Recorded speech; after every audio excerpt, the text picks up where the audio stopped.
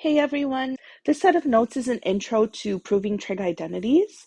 So just a few reminders from stuff that we've discussed this school year, as well as stuff that you've learned last school year. We know that cosecant of x is just the reciprocal of sine. We know that secant of x is the reciprocal of cosine, and that cotangent of x is the reciprocal of tangent. Okay, but we also know that tangent, remember in the unit circle, we know that tangent is going to be y over x, and we know that y is sine and x is cosine. So we know that the tangent of x is sine of x over cosine x. And we also know that because cotangent x is the reciprocal of tangent of x, we can just do the reciprocal of this fraction right here. And we know that cotangent of x is cosine x over sine x. All right, in our next column, we're looking at Pythagorean identities. And for Pythagorean identities, I would like to revisit the unit circle. And remember, in the unit circle, we can create any triangle we'd like in the unit circle. It's always going to be a right triangle. So I'd like to zoom in on any of the infinite right triangles that we could create in the unit circle. And I just want to remind you that the radius is always going to be equal to 1, okay? And that the x value is always going to be the cosine, and the y value is always going to be the sine in the unit circle. We know that Pythagorean theorem is a squared plus b squared equals c squared. And here our c has to be 1 because it is the hypotenuse. So this is going to be 1 squared. And we'll call the a sine. So this is sine theta. And then we'll call the b cosine. So this would be cosine squared theta. So once I simplify this right here, this gives me a really important identity. Sine squared theta plus cosine squared theta equals 1. This is a super important identity. And just a heads up that you can rearrange any of these identities. So I can like isolate sine squared theta. If I were to do that, I would subtract cosine squared theta. So we know that sine squared theta is equal to 1 minus cosine squared theta. Or I could isolate cosine squared theta, and it would be 1 minus sine squared theta. Okay? Now let's take this Pythagorean identity, and we're going to derive some new ones from this Pythagorean identity. So watch this. What happens if I divide everything through by sine squared theta?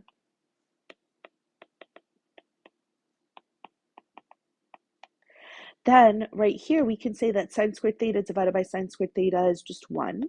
And then cosine squared theta divided by sine squared theta, well, cosine over sine is cotangent. So this would be cotangent squared theta. And 1 over sine is cosecant.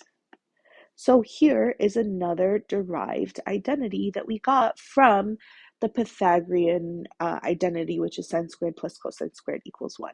Okay, and then obviously you can like rearrange this. You can also say that cotan squared theta is cosecant squared theta minus 1. There are a lot of different ways that we can rewrite these Pythagorean identities. Okay, let's derive one more. So we'll start with sine squared theta plus cosine squared theta equals 1. And this time, instead of dividing by sine squared, I'm going to divide by cosine squared.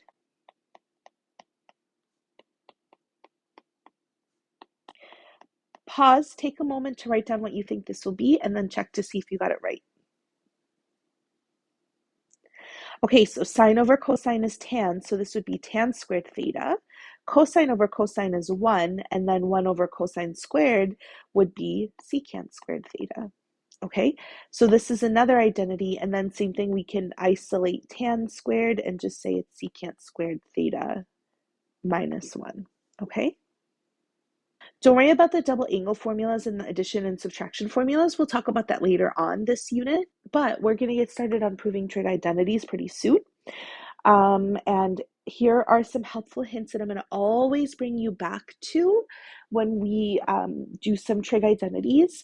And then later on this unit, I'm going to bring you back to this page quite often once you understand what the double angle formulas and the addition and subtraction formulas are, and we'll use those throughout this unit. Okay, so anyways, the first thing that you need to make sure that you always do is you always have to write equivalent statements. You cannot change the statements. And also you have to keep everything on its own side. So for example, if I have tangent of theta, I can rewrite this as sine of theta over cosine of theta. I cannot take tangent of theta and then like subtract 1 from it or multiply it by something. Like whatever I write down has to be equivalent to the line above it. Is sine theta over cosine theta equal to tan theta? It sure is. So I've written equivalent statements. I haven't done inverse operations or any type of operations like on both sides of the equation. That's not going to be allowed because we're not solving an equation, okay? I would strongly recommend that you change all ratios to sine and to cosine. Now, that doesn't mean that that's the only way to do it, but it will definitely make things easier, especially if this is something that you might struggle with. You have to follow all number and algebra rules.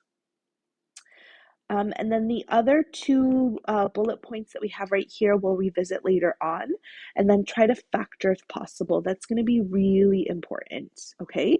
Oh, but also I said we'll skip it, but I do think it's important that we look at these Pythagorean identities as well. Okay, so the question right here says, rewrite each of the following expressions as a single value or a single trigonometric ratio. So at the end, we're going to have equals, either a number or equals sine or cosine or tangent or secant, cosecant, so on and so forth. Okay, so right here, we know that we have secant of x over cotangent of x, but we also know that secant right here is 1 over cosine of x. And we're multiplying that by cotangent of x. And we know cotangent of x is cosine of x over sine of x. And we can simplify this because if I have cosine of x in the numerator and the denominator, they both would divide out. I'm not changing it. I'm not doing any type of operation to change this expression. I'm just simplifying it. And then I end up getting 1 over sine of x. And then as a single trig ratio, we know that 1 over sine of x, the reciprocal of sine of x, is cosecant of x. And I'm done with question number 1. Okay, let's take a look at number 2. So in number 2, I see this tangent squared x. I'm going to try to change everything into sine and cosine. So I'm going to rewrite this as 1 plus sine squared x over cosine squared x. And then I'm just going to copy the rest of this down. Now, one of the tips that was given to you right here is to be sure to follow all number and algebra rules. Well, when I see 2 brackets here, I might want to try to expand it, especially because I'm not solving anything. It might be easier to expand and simplify. So that's what I'll do right now. So right here, I'm going to multiply. I'm going to FOIL this. So 1 times 1 is 1. 1 times negative cosine squared x is negative cosine squared x. Sine squared x over cosine squared x times 1 is sine squared x over cosine squared x. And then this multiplication right here, I'm actually going to do on the side, just so you can see what I'm doing here. So this is saying sine squared x over cosine squared x. And then I'm going to multiply that by negative cosine squared x. Just doing this piece right here.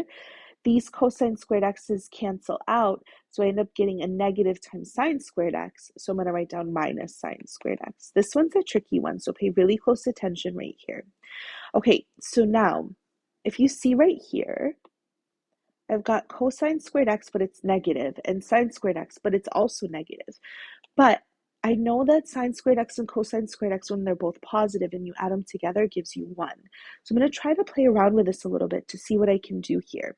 So I'm going to say equals 1, and then I'm going to move this around. I'm actually going to put this first.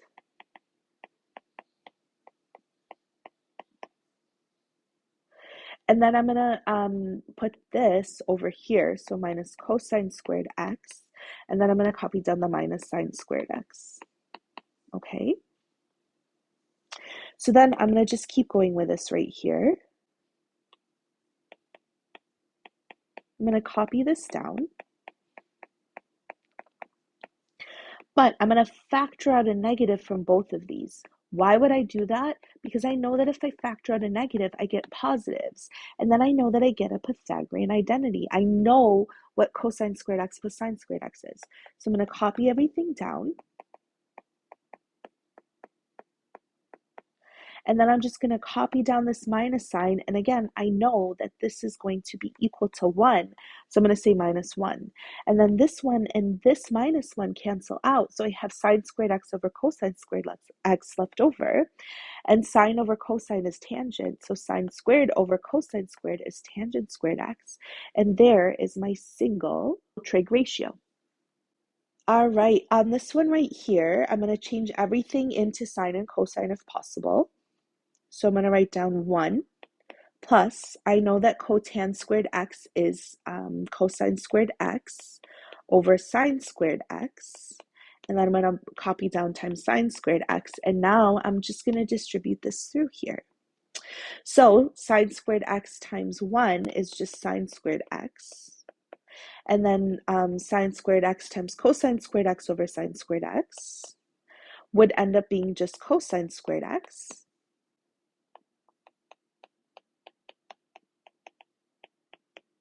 Just writing this on the side. Hopefully you'll see that those cancel out. So you get cosine squared x. And we know sine squared x plus cosine squared x is 1. Boom, done. All right, in this last example, we want to simplify this as well.